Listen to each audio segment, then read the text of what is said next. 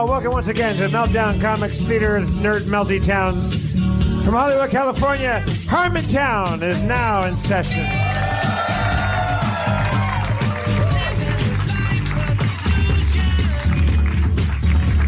Won't you please keep those applause going and welcome to the stage the mayor of Harmontown, Dan Harmon. Thank you. Thanks for coming out. Why so many people? Why? It's like a record crowd, I think. I don't know if we've ever... Maybe it's just because there's lighting back there or something. It's a big crowd. Yeah. All right, let's give them what they're worth. Let's make sure they walk out of here going, I spent $10 and got $20 worth. How do we make sure that happens? We just fuck them. All right, line up on the right. All right, so a couple things. I just want to. I mean, we had our charity event here today. We had the 826 LA charity event. And as far as I understand it, it's a good charity. I'm told. I'm assuming I'm not going to find out that it's like a charity that goes to fund windowless white vans. From what I hear, it sounds like exactly my kind of charity. Because I've always said, I mean, yes, there's hungry people. Yes, there's poor people. Yes, there's people with horrible diseases battling them all the time. There's a million, billion, trillion, zillion ways to try in vain to spread your money if you have a penny to spare around the planet to try to make the planet a better place, to try to break the cycle of agony. However, in my tiny little bubble of existence, I have always been asked this question: why are your writing staffs always a bunch of white dudes from Harvard? And the answer is always because that's the big pile of scripts that piles up. And the answer to that, why is that big pile of scripts from white dudes from Harvard? The answer is because those people have support systems. Those people are willing and able to spend 15 years pursuing the agonizing field of writing while their parents support them and things because their parents told them it's possible for you to be a writer, et cetera, et cetera. It all trickles back to this idea that when you're in 6th grade, did anyone ever come to you? Did anyone ever come to your public school and tell you you could be a writer? You can do something creative. You are allowed, while you're thinking of being a princess, while you're thinking of being an astronaut. Have you ever considered the possibility that writer is an occupation and that doesn't happen? Now, I don't think that if you tell 6th graders the world over that they should be writers, that they're going to then wander into a world where they're totally supported. But I do think that not enough of them are being told that. There's not enough creative activation in the grade school era of your upraising. As far as I understand about 826, that's what they're doing. They're like injecting themselves into that part of the genome and trying to change something there, saying to 11-year-old kids, like, write something, create something. They break the cycle there. So we raised like just tons of money today for them, and hopefully that'll go to something good. But look them up, Google it, and actually, you know what? I shouldn't have babbled about it because we have people here from it, and I wanted to ask them personally if I'm right about that. They're going to come up and say, no, that's not true. We've been working on biofuel. You got it all wrong. Did you have a teacher, Dan, the first teacher or somebody that supported your writing as a kid, or your brain as a child? I did. Because I grew up in the 70s in Milwaukee, and every time I expressed an interest in reading and writing, there was somebody, whether it was my mom or some well-meaning teacher, there was somebody that said, holy fuck! They always responded that way. I don't know why you guys are laughing at that. I'm saying, like, that is a thing that doesn't happen for everybody, and it may very well be, as far as I know, that may be why I ended up being halfway decent at what I do. It may be just hypnosis. But there's a story you might have told before in Harmontown about you being like you were separated and went into that little room. Yeah. Yeah, in the 70s, it was still okay to like grab kids that showed an interest in stuff, and you yanked them out of general pop, and you threw them into a closet, and you said, "Okay, how smart are you? Show us." And they still did that with me back then. And I was like a weirdo, and they cranked me up, and then they threw me back in when Reagan got elected. And then I was like, stop! Why are you hitting me? It was tracking. I mean, there's a sinister side to it, and a humanitarian side to it. I think that the bottom line is like kids, you can't farm them. You cannot farm education. It doesn't work. You have to like every single tiny little human brain is the whole thing that's for sale with the human species is diversity. It's the idea that every little cranium contains not another kernel of popcorn, but in fact a potential Picasso. That doesn't make it shameful if the thing that pops is a delightful garbage man. That's not shameful. What's shameful is treating them all the same. That's what's shameful. You have to regard every pre-Picasso brain as if it might be a Picasso. So, Dan, are you pro-life? No, maybe not. That's that. Then it gets more complicated. Once the sperm hits the egg, fuck that thing. Flush it down the toilet. But for God's sakes, once it's got a head, I don't know. Anyways, I rolled into this stuff early because so why don't we let's just bring up Tyler. Where's Tyler? Is he in the front row? There you are. Yeah. Are you willing to come up? Are you cool coming up? Tyler.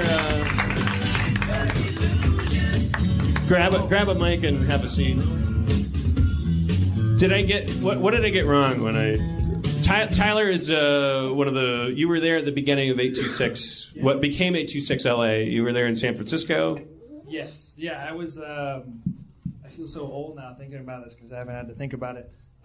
12 years ago, right around now, I was one of the first students at 826 Valencia. There was a clap. That was adorable. I don't know why I should get a clap, but. So you're one of the first students? Does that mean you were one of the first beneficiaries of 826's existence? Yeah. Yes. Okay. Yeah. So you weren't one of the founding members of this charity. You were one of the first kids that benefited from this. Yeah, and it was started by Dave Eggers out of San Francisco. He's the author. He's a Pulitzer Prize finalist for Heartbreaking Work of Staggering Genius. He wrote the script for Where the Wild Things Are, the movie. Done work with Spike Jonze, many things like that. But the guy that wrote the book Where the Wild Things Are, he started a much better charity.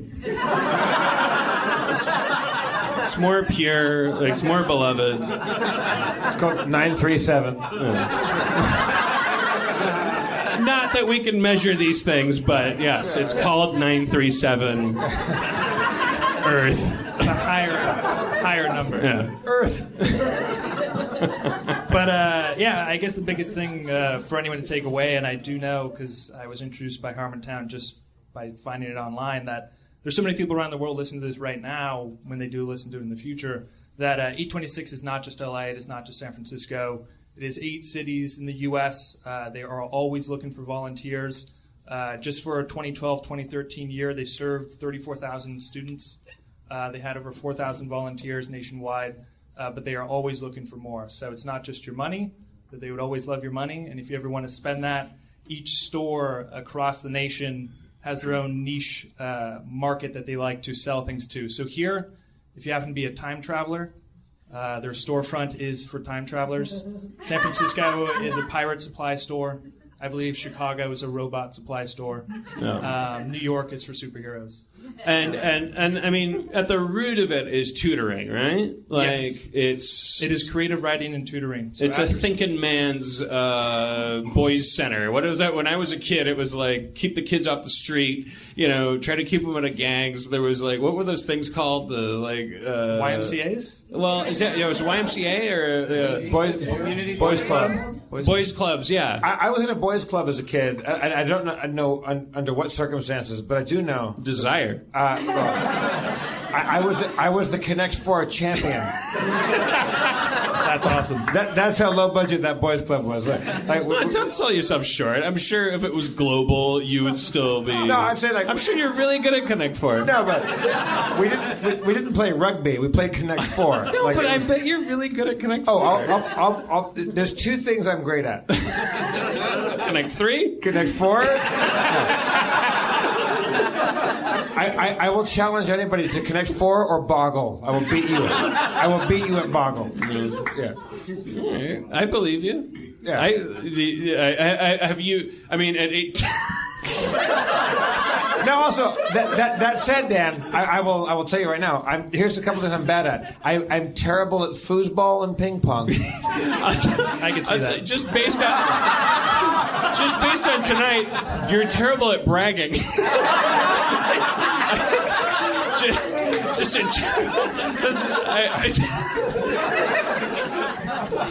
I haven't begun to brag yet.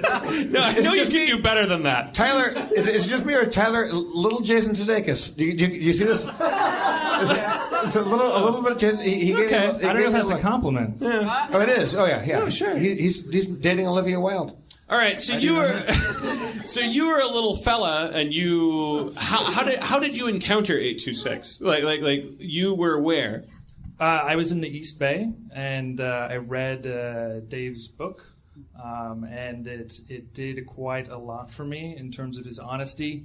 And what I found so amazing about today is that two of my favorite things came together in that I think you and Dave actually share the same mentality of pure honesty. But I'm better than him. Yes. I'm assuming. Of course. Okay, all right. Yeah. It's not important, but whatever. No. I mean, there were scales. You're assuming. Yeah. I just signed up for a class online. I took a summer course with him for, I think, 12 weeks. And, it was an amazing experience. Stayed in contact, and it's helped me for the last decade. So since the last decade, I mean, thousands of students have been helped reading, writing, tutoring.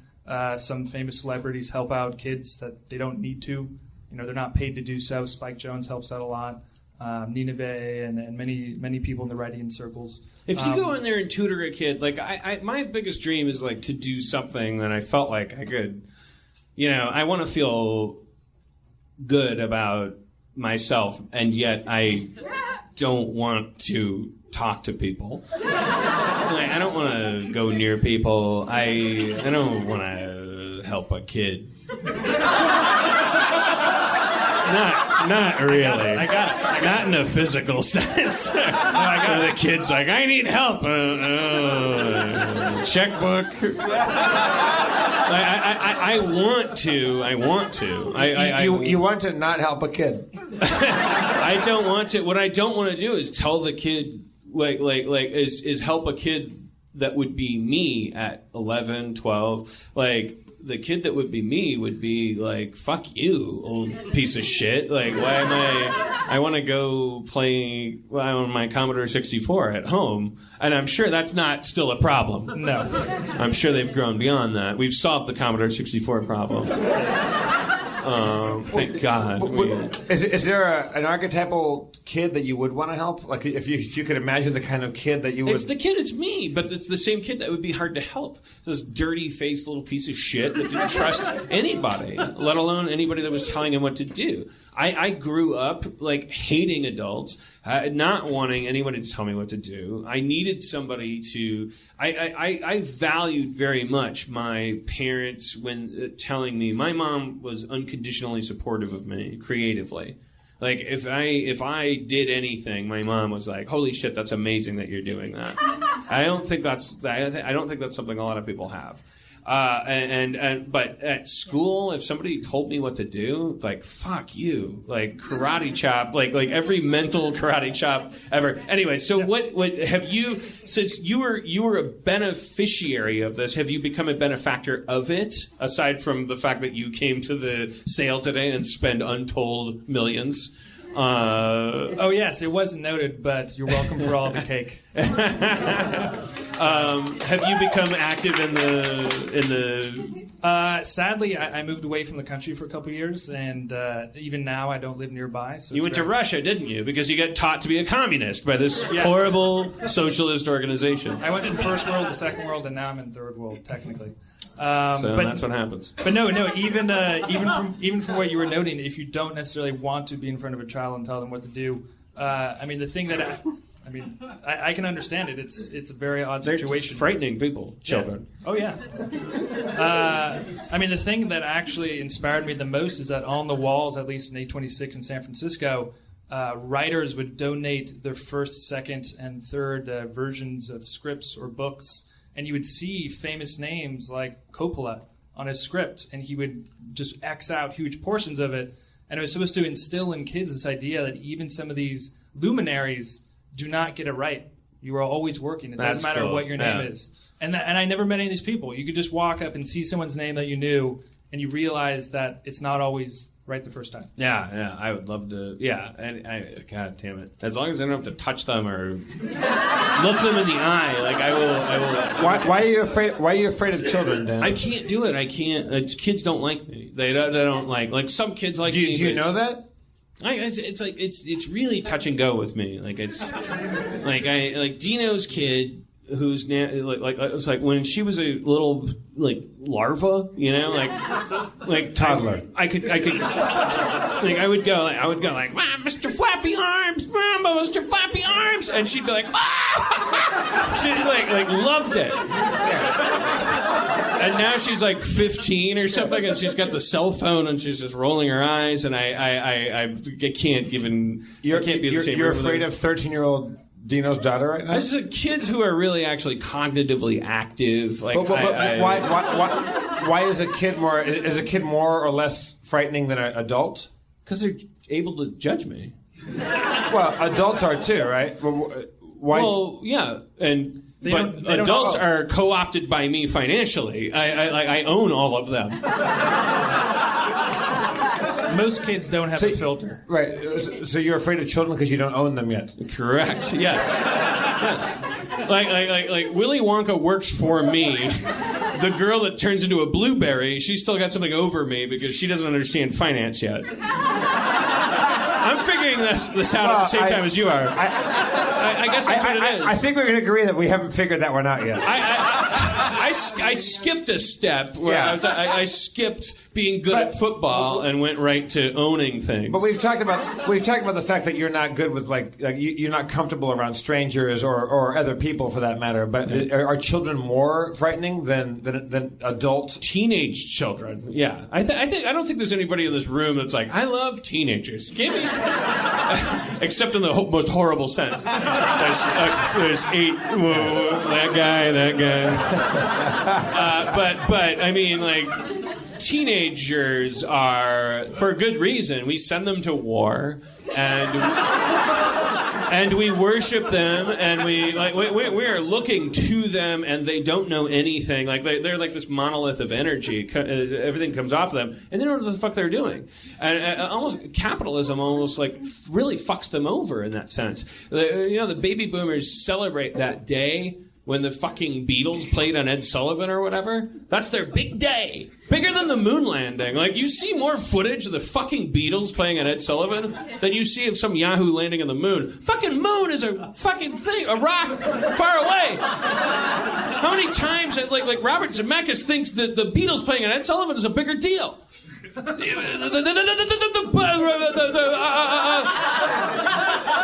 Forrest Gump, if you read the book, it has a whole chapter where he goes to the moon, by the way. What? They took it out of the movie. No. Because it's not interesting to baby boomers. There's no book. They will mention in passing that they landed on the moon. There's no book. Forrest Gump was a fucking book. Are you kidding me? There's a book? Somebody tell this asshole Forrest Gump was a book. Forrest Gump was a book, motherfucker! Sorry. Yes, Forrest Gump was a book, and in the book, he goes to the moon. Forrest Gump. He doesn't go to the moon. In the Forrest Gump book, Forrest Gump is legitimately like Down syndrome, No. What do you mean no? Well, 3 people said no. Well, okay. Forrest Gump is pretty much labeled as legitimately, like, it's pretty clear that he is, like, really low 90s IQ. Like, he's like... He's an American. Sub-Belushi, like... I don't know what the politically correct term is. The book takes you through all of the interesting shit. He throws his medal, the congressional medal, and the thing. In the book, for instance, he takes his Purple Heart and he throws it on the steps of the Capitol building, and he hits a senator in the head. And that senator's name? Forrest Gump. I don't know. No, there's that. I'm saying in the book, it's more inflammatory. It's more passionate. It's like Cormac McCarthy, like version of Forrest Gump. Did you read this book? Yes, I did. I don't know. I thought you didn't read books. I know, but sometimes I just grab one and just leaf through it. The one book you read was Forrest Gump? I'll page through them. I don't qualify it as reading. I just think, okay. I read Forrest Gump. He goes into space in the book. I don't want to spend the whole podcast. I swear to God. Google it. He goes to space. Here's my point. The baby boomers who took over this planet and who are bulging it with garbage and corn syrup and fucking like these narcissistic maniacs, these people who have destroyed everything and who are telling us that we should be honored to follow in their footsteps. They landed on the moon. They always tell us that, but what they're really, really proud of is like fucking Ed Sullivan Show. He loves you, yeah, and everyone's like, garbage. I can't remember why we were on this topic.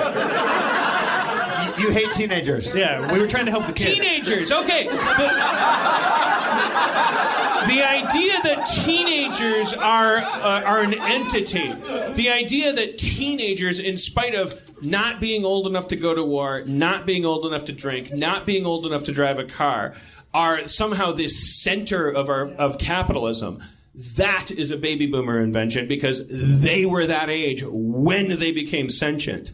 And we are living in the shadow of that fucking gross willow tree. And that results in all of us going on YouTube, 48-year-old people telling Miley Cyrus that she's a slut in the comment section. Like, what? Let her be a slut? What the fuck did she do wrong? She's a fucking teenager. Let her be a teenager.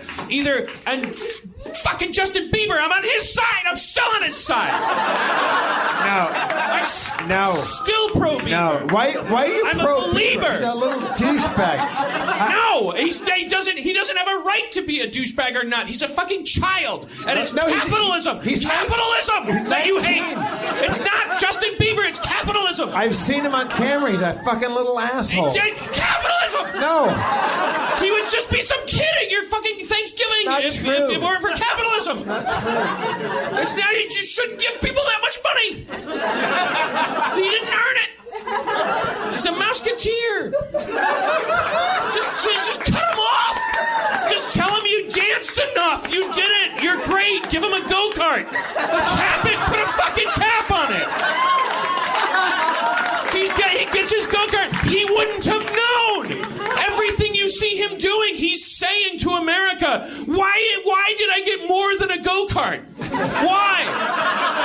Why is my go-kart $800,000? Why does it go so fast? Why can it kill people? Why are my Pop Rocks cocaine?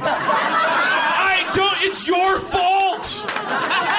You don't have a culture. You don't have a fucking religion. You are garbage. You are capitalism. You have a fucking bedrock of money. And it says, in God we trust, and the God is spelled with dollar signs, even though there's no S in it.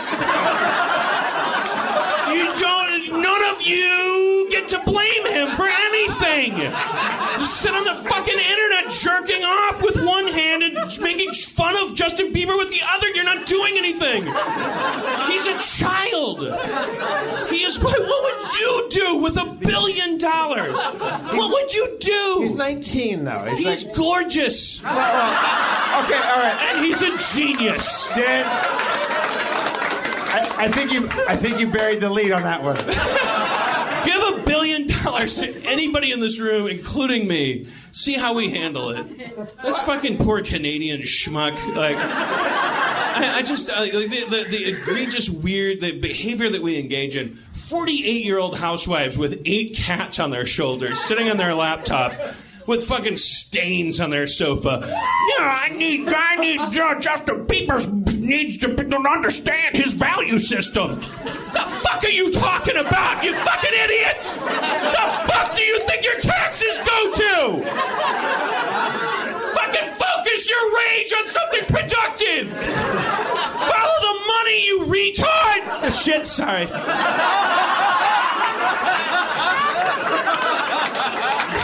Edit it out. Edit it out. No, leave it. It stays. No.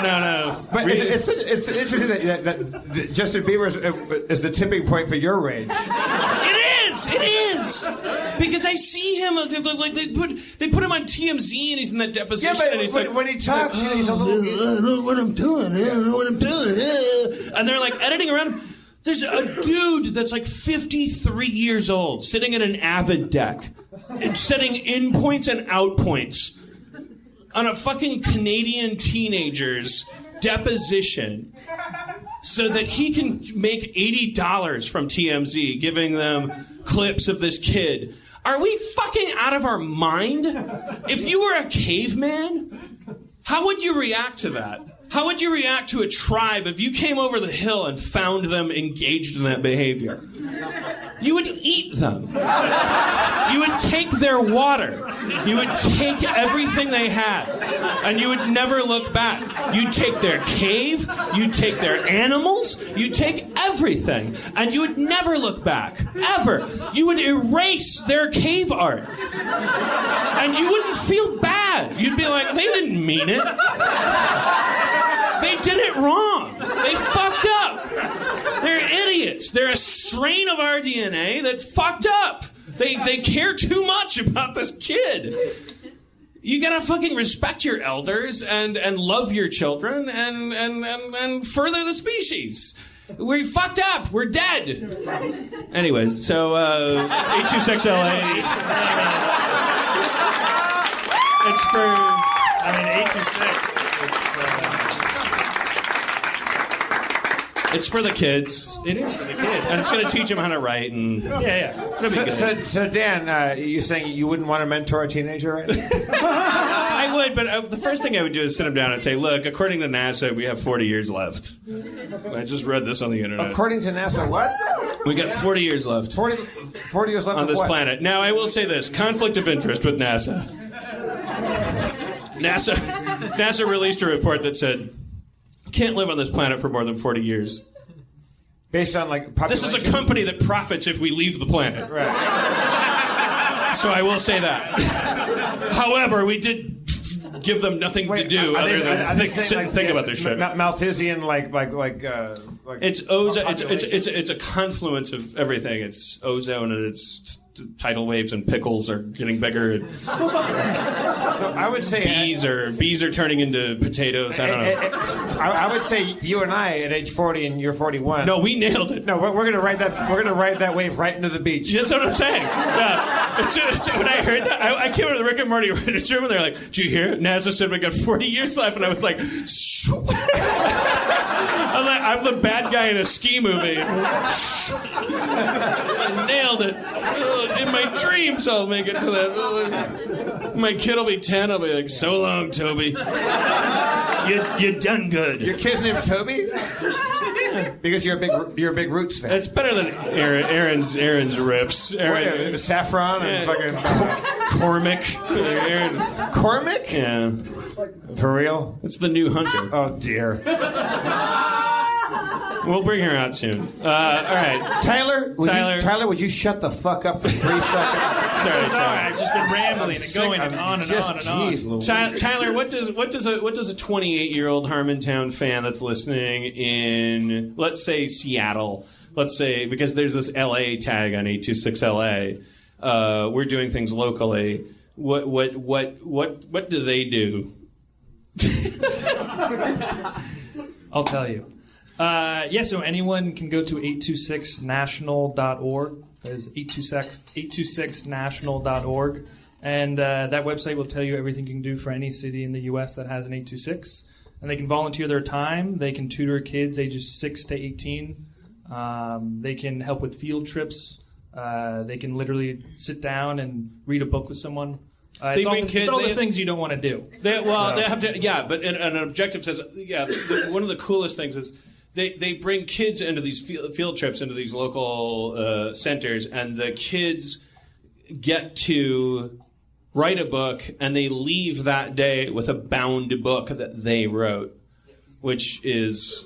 Dan, I don't think you can dismiss the power of that. I think you should do it. I'm not like being like challenging you. I'm saying like go face your fears. Pick an age from 6 through 18. You said? No, I will do it. I'm going to do it. Yeah, I'm going to do it because.